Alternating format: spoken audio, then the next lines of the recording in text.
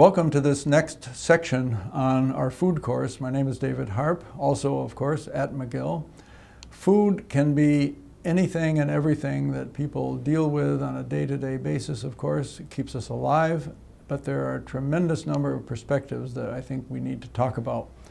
You heard in Dr. Schwartz's presentation about some of the difficulties with food. We're going to talk about in this presentation the culture, various aspects of how people think about food, a little bit more around the world. This is clearly a course coming out of North America, Canada obviously specifically, and we're going to find, I'm sure as we go through this course, that there's going to be a great variety of what people eat. So where to start in the cultural perspectives aspect is not a simple one. There could be many different ways to do this. I chose to start with one of an early silent movie with Jackie Coogan starring in Oliver Twist, and this has been repeated and repeated in film. A more recent version shows this image, and it shows Oliver coming up to the master, the person who's handing out the gruel, and he is very bold and he asks for some more food. And he gets a "what?" from the master, and he still persists and asks again, and the master takes a swipe at him. I think he missed him, but I'm not sure. The books vary. But the point is, what Oliver was interested in getting hold of more of was something that most of us take for granted. It was essentially oatmeal or gruel.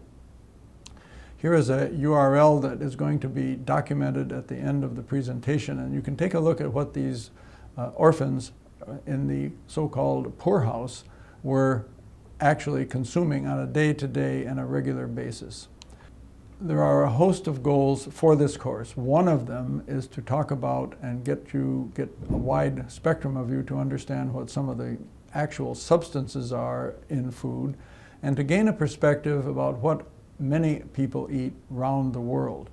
One way to think about this, in my opinion at least, is to consider the planet of 7 billion and more as 100, and here we have the 100 individuals. There would be 50-50 females and males, as it turns out. It hasn't always been that way, but that's what it is right now according to all of the data that we can obtain. There would be 17 people who were essentially illiterate. There would be 16 who were malnourished, and there'd be 21 of that total overweight.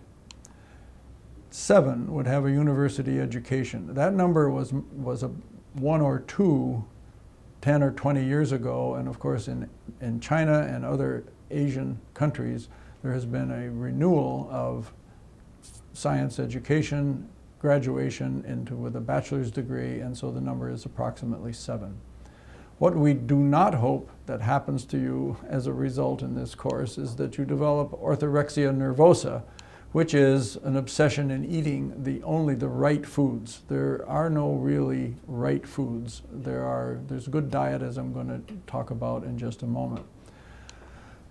The Omnivore's Dilemma is a fine book written by Michael Pollan, and he sums up this course as best I can say it, and best he did say it, as eat food, not too much, mostly plants. And this is probably going to be our message as we conclude. Not so much meat, mostly plants, and that will become evident as we move through. So the question is, why is there a course about food? Well, the publications that we've seen over the years, how safe is your food? The publications that talk about the food pyramid, which illustrates in different countries what is the base of that information, namely what you should be eating more of rather than less of. That's debatable, has been debated. Cartoonists operate on a more sophisticated basis these days. That is, this gentleman would like some vegetable protein, a bit of glucose or dextrose and energy and some fiber, and of course this is interpreted by the waiter as a peanut butter and jelly on toast. We'll talk about cartoons a little bit later, but there was one perspective on all of this that struck me very much a number of years ago. I was driving into McGill. Comment on the radio was a younger person talking, at least younger than I was at the time, and so I took note of it. I wasn't texting, but I did jot down what they said, And they were talking about the good old days, back about 100 years ago, way back when there weren't that many problems with health. Well, be assured that there were a lot of problems with health around the turn of the 1900s, when the expected life for an individual was running under 50 years. And now it's over 80 in North America. That's a fantastic 60% increase in life expectancy. That was a period of time when the Bellevue Hospital in New York City had rats. Now, I'm sure there weren't as many rats as is depicted in this cartoon from that period, but there were rats in the hospital. We wouldn't imagine to have this in our lives these years. And that was a time in the late 1800s, in this depiction, a woodcut of individuals scavenging the garbage for food. So we need to look at what life was 100 years ago and before that even, and we can talk about food in a host of different ways. So food is the prime idea of what we're going to be dealing with. We're going to be talking about the controversies of food. Dr. Schwartz indicated numerous issues about what foods are supposed to be the best for you, what may be not so good for you, and then the hype and in the publications and in the media that accompany these. We'll just give you a little question about what you might have heard about. What is plumpy nut? It's clearly a food, and we'll give you a chance to take your pick about what substances you think are in plumpy nut.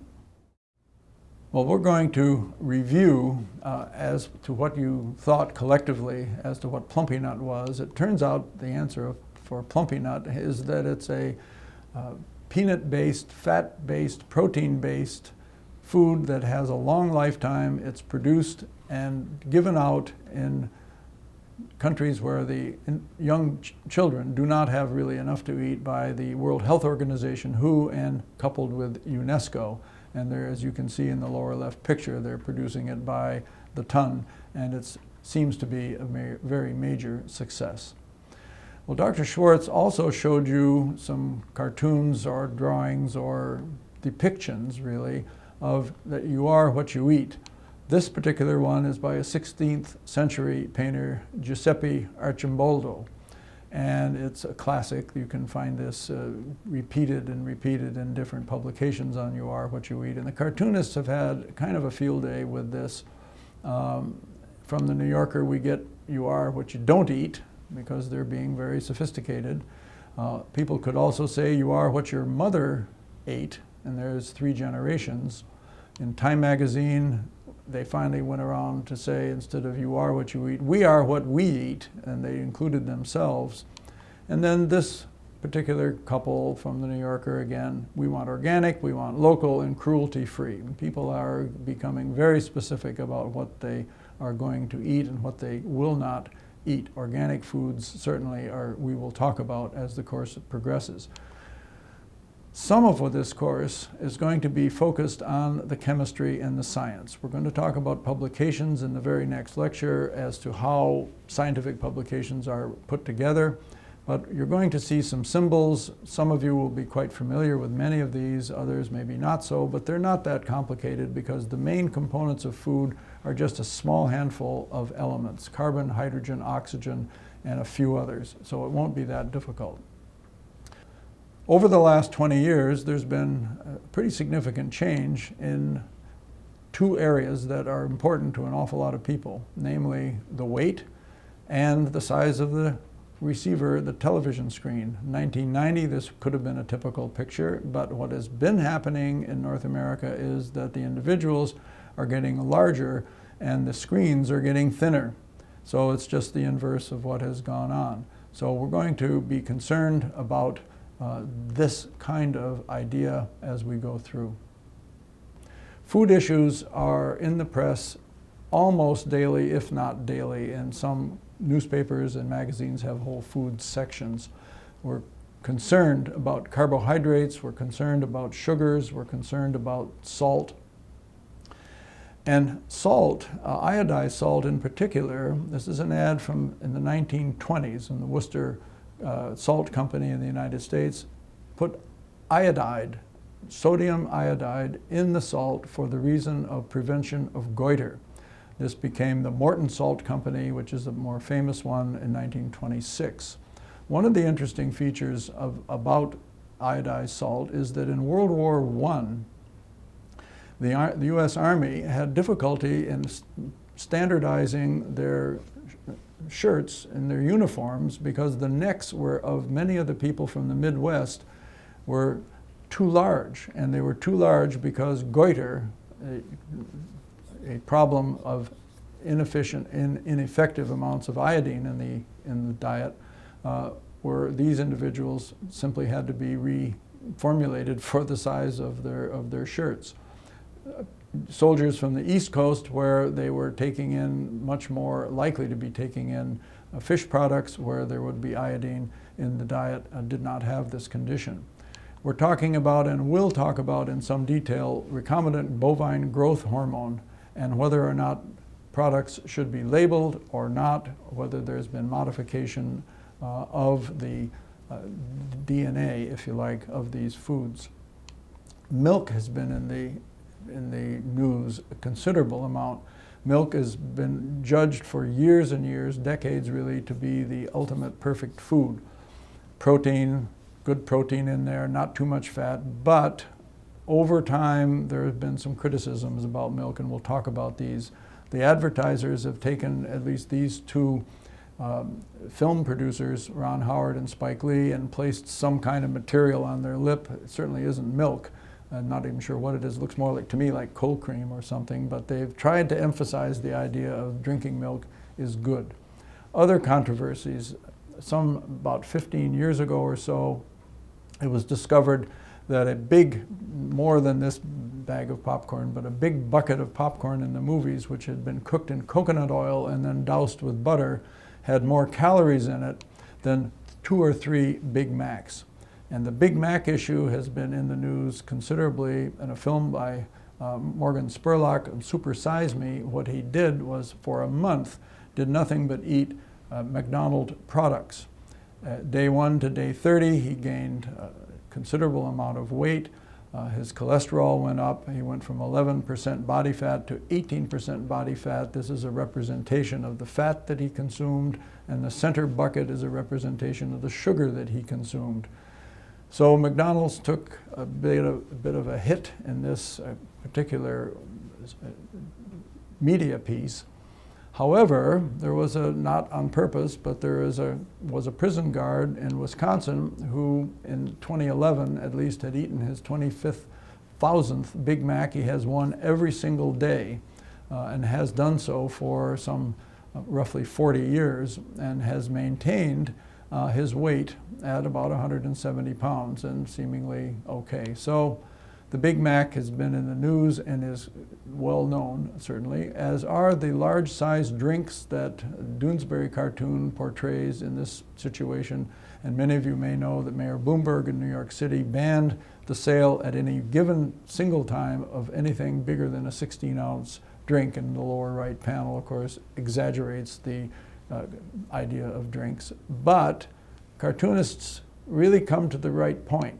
Here's a woman with a considerable amount of food asking for a diet drink to save a few calories. Well, all things considered, one way to look at all of this is to say there are not really aisles in the supermarket that are just plain good for you, or obviously not any that are bad for you. And what we really want to emphasize in this course, because we will be talking about weight control, what the diets actually can do and what they can't do, and we'll describe a numerous number of diets. We really just need what might be called a good diet that's balanced and reasonable, and we're going to say collectively, the three of us, that there's really nothing that wrong with eating foods that might be in some eyes considered not the best foods, but it's not too often that you want to take them in.